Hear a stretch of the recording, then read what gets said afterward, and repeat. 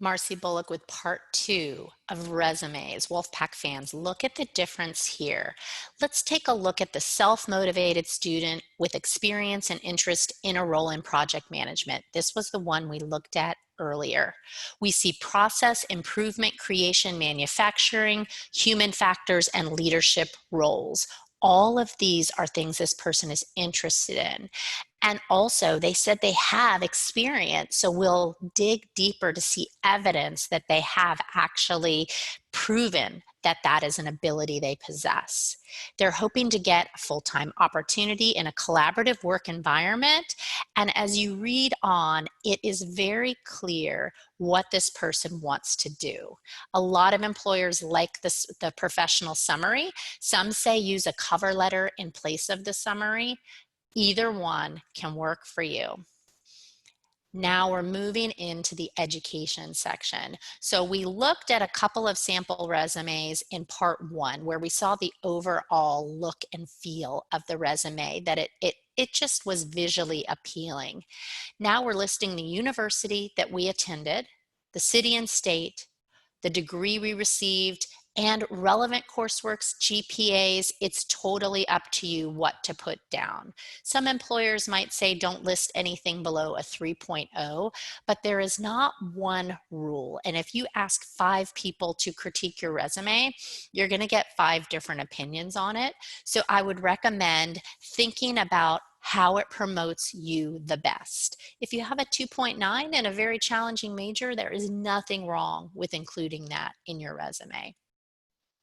Moving into our skills section, we're zooming in on the resumes we saw in part one.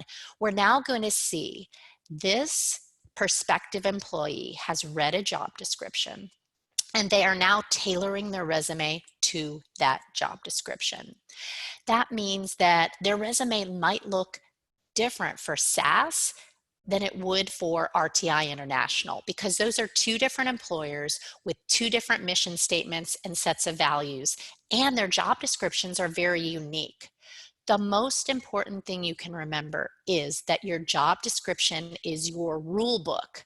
That means I'm giving you the rules of the game. If you have all of these on your resume, you're a match. That's why your resume will change depending on who you are applying to. We are now looking at the relevant experience section. You can call it experience without the word work. That's completely fine if you want to take that word out, because then you could include some of the volunteer things, maybe some things that you did that you weren't actually paid for. And now we've got our action verbs: evaluated, planned, improved, created, redesigned, operated, analyzed, managed, compiled, supported, facilitated, consolidated. And in each one of these phrases, the more we can have a quantifiable result, the better. So here is what I mean by quantifiable result. In this resume, William is explaining the number of suppliers.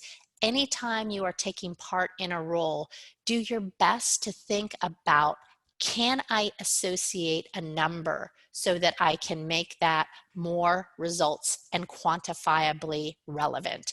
200 students are listed here. And again, in each of these resumes, it's going to depend on where this candidate applies, what they do and don't include.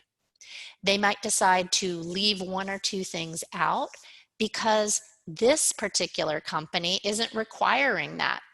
Remember earlier we talked about high school. Maybe you learned a specific software program in high school. Let's just go back and say that you learned Microsoft Office. A lot of us learned that in high school. And in this particular job request, the job description rulebook says you must have Microsoft Office Excel. Maybe you need to know how to do pivot charts. Then I would leave something in from high school. Maybe you built on it in college as well.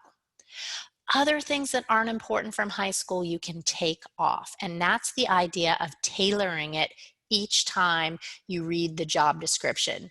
So some people like to have a long running resume where everything they've done is in one document. That's great because it can be multiple pages, and then you can cut and paste the things that are most relevant for the jobs you're applying for. You can list any kinds of achievements and interests that stand out for you. Again, the high school things for now, if you're younger, and then you're going to replace them with the college level experiences. 50 professional development seminars to audiences of 10 to 120 students, quantifiable leadership. The career readiness competencies, there are 8 listed, and in each of these 8 boxes, think to yourself, have I developed this competency? Because employers from companies in the STEM field, business field, humanities, you name it, small, large, public, private, they have responded to a survey where we have asked them, what are you looking for in college graduates? Now we know what they want. So we can go back through, and even if it's not in the job description, we can remember that across the board, employers are seeking these things. Then we can drill down more specifically to see how we will develop and nurture those over our 8-semester plan at NC State. Now, we are going to look at this resume, and I want you right now to notice all the mistakes. I'm not going to tell you what the mistakes are, but I want you to just take a moment to pause the video and mention in your own mind all the things that are wrong with this particular resume. And in the next slide, we're going to show you how many you noticed. Now we've changed it. In the first resume, we did not have a professional email.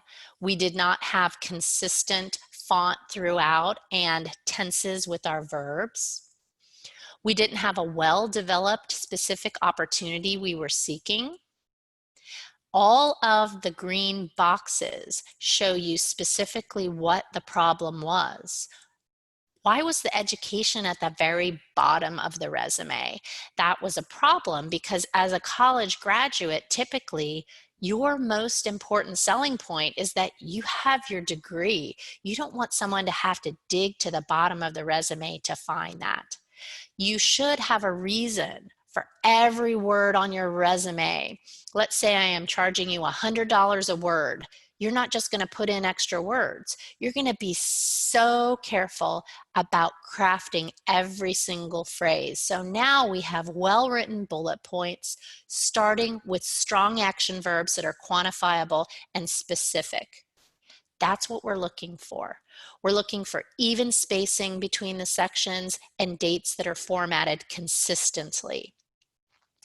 Look at the contrast there. You saw all those mistakes. It's fine for you to start a resume like this, but the reason why we encourage you to get your resume critiqued is because we can help you to improve it. And in part 3, we're going to finish our resume tutorial. Thanks.